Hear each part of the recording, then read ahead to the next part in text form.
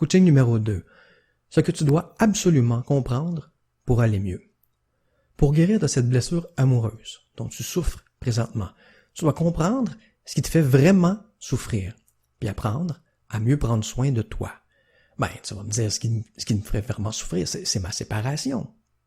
Oui et non. Voici comment ça fonctionne vraiment. Présentement, tu vas pas bien. Tu es en peine d'amour parce que ton ex t'a laissé. La méthode OSE, O-S-E, nous fait comprendre que tes émotions, ça c'est le E dans le OSE, sont en lien avec ce que tu observes, ça c'est le O, autour de toi donc, et ce que tu supposes, ça c'est le S, en lien avec ce que tu observes. Okay? Par exemple, lorsque tu observes ta rupture amoureuse, tu vis une grande émotion, une grande peine, si tu supposes que tu viens de perdre l'amour de ta vie. Right? Ceci implique que, si tu désires aller mieux, tu dois t'entraîner à observer autre chose que ce que tu observes présentement et à conclure autre chose que ce que tu conclus présentement. Je te donne un exemple. Imagine que tu apprends que ton ex t'a trompé pendant plusieurs mois avant de te quitter. Avec cette nouvelle information-là que ton cerveau observe, en un seul instant, ta peine d'amour se change probablement en colère et puis les bras de ton ex ne te manquent pas autant, mettons, hein?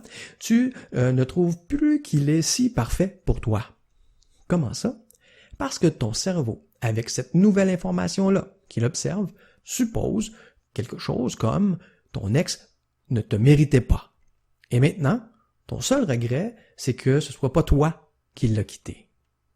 Alors tu oublies ton ex vraiment plus rapidement et tu passes à autre chose, que ce soit de profiter de ton célibat ou de chercher à nouveau l'amour. Ton deuil de cette relation-là s'est vraiment fait rapidement. Et qu'est-ce qu'on a fait pour arriver à transformer ta peine en colère?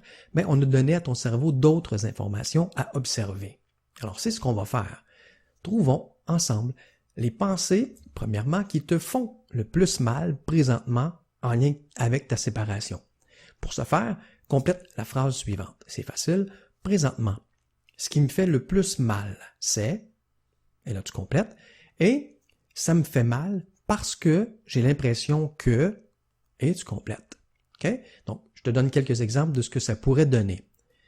Présentement, j'ai mal parce que l'homme que je pensais être l'homme de ma vie m'a laissé et ça me fait mal parce que j'ai l'impression que, par exemple, je ne rencontrerai plus jamais d'amour aussi grand. Ou ma souffrance est telle que je m'en sortirai jamais. Ou je serai jamais capable de tout faire tout seul. Ou encore, la séparation va détruire les enfants. Tous les bons hommes sont déjà pris, je vais terminer ma vie seul, etc. Donc, encore une fois, avec cet exercice-là, tu comprends bien que ce qui te fait le plus mal, c'est pas tant le fait que ton amoureux t'a quitté, mais bien ce que ton cerveau suppose en lien avec la séparation. Bien sûr, le fait qu'il t'a quitté t'amène à tirer ces conclusions-là. Mais ce qui fait vraiment mal, c'est les conclusions que tu tires. Alors, ce que tu dois bien comprendre, c'est que toutes ces conclusions-là que ton cerveau vient de tirer ne sont que des suppositions. Comment ça? Pour la simple et bonne raison que toutes ces conclusions-là portent sur le futur. Futur. Je ne rencontrerai plus jamais un amour aussi grand, je ne serai pas capable d'être faire tout seul, la séparation va détruire mes enfants. Ça, c'est des suppositions du futur. Et, on le sait, personne ne peut prédire le futur avec certitude. Alors, ce que tu dois comprendre, c'est que ces suppositions-là sont peut-être vraies.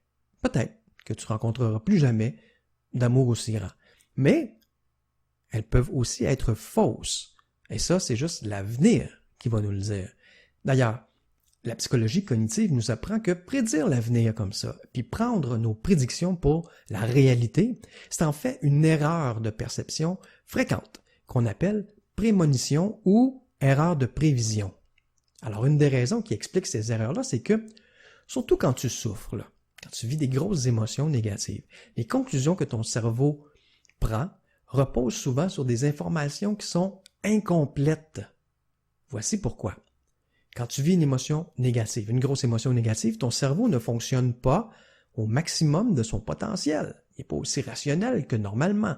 En effet, quand tu es sous l'effet d'une grosse émotion négative, ça c'est un stress pour ton corps. Okay? Puis devant ce stress-là, ton corps est programmé d'avance là, pour assurer quoi? Ta survie. Ça fait quoi ça? Ça veut dire que là, ton système nerveux qui est programmé soit pour fuir la menace ou pour la combattre. Ah, OK. Dans ces deux cas-là, ton système nerveux, pour assurer ta survie, va diriger la majorité de son énergie vers quoi? Ben, tes jambes pour fuir, puis tes bras pour combattre. Il reste donc très peu d'énergie pour ton cerveau logique réfléchi. C'est pour ça que sous l'effet d'une émotion négative intense, ton cerveau n'est pas à son meilleur. Il est donc très possible qu'il ne voit pas toute l'information puis qu'il tire des conclusions donc inexactes. Voilà pourquoi aussi, dans ces moments-là, ce qu'on dit n'est pas souvent très intelligent. Bon, voilà donc pourquoi tu peux être assuré que quand tu vis une émotion intense, ton cerveau n'a pas toute l'information nécessaire pour tirer de bonnes conclusions. Si tu étais certaine de rencontrer à nouveau le grand amour, est-ce que tu serais moins triste présentement? Probablement, n'est-ce pas? Alors, je ne sais pas toi, mais moi, si je sais que c'est mes pensées qui me font le plus souffrir, je veux au minimum m'assurer que ces pensées-là soient vraies. Right? Pas toi? Alors, voici un petit exercice.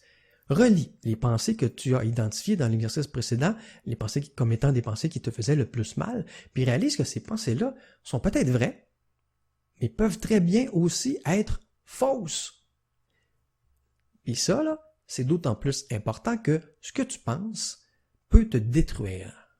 C'est ce que je t'explique dans le prochain coaching.